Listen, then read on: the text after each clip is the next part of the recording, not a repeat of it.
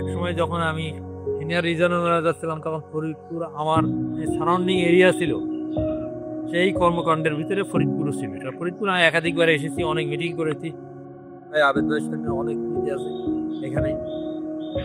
একবার আবেদ ভাই এখানে আসলো, এসে সব ম্যানেজারদের, এই জোনের সমস্ত ম্যানেজারদের এখানে একটা মিটিং করবে। ফরিদপুর আমরা মিটিং করলাম।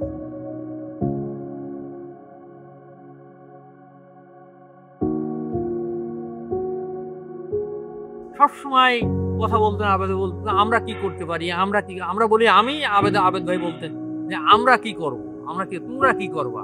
সবসময় সবাইকে যেন সম্পৃক্ত করা, মানে মানুষকে যে সম্পৃক্ত, ইন্ডিভিজুয়াল বলে ওনার কিছু ছিল না, বিরাটটা যেন একটা পরিবার, এবং পরিবার আমরা পরিবার থেকে করি।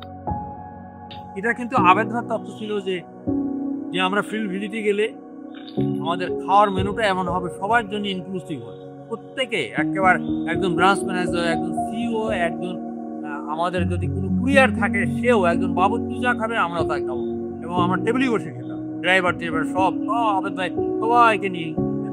আবেদ বলতেন যে একটা ভাজি হবে, একটা কারি হবে, একটা ডাল হবে, অতিরিক্ত হলে আর একটা ভাজি হতে পারে, তাছাড়া যেন অতিরঞ্জিত 2 রকমের মাংস দরকার নেই, মাছ হলে মাংসের দরকার নাই। এই ধরনের আমার সিম্পল স্বভাব, পরিবারের মতো সবাই সুন্দরভাবে। এইগুলো আমাদের যত্ন করা, আমাদের সব লেভেলের থেকে, যাকে যদি প্রত্যেকে লক্ষ্য, একা আবেদ ভাই বলে গেছে, আমিন ভাই করেছে, অমুক করেছে, আমরা কিছু পালন করছি, আর এই আমাদের নেক্সট প্রজন্ম যদি এগুলো না করে তাহলে হবে না। হয়তো এটা পালন করার ধরনটা অন্যরকমের হবে। এটা আবেদ ভাই বিরাটটা বড় হয়েছে এমনি না, অনেক কিছুর ভিতর থেকে ইউনিক। আমরা ছোট একটা দিক দিয়ে একটা রকমের গল্প আছে, ইউনিক। আমি বলবো ব্র্যাকের ইনক্লুসিভিটা এখানে, খাদ্যের ক্ষেত্রে এই ইনক্লুসিভটা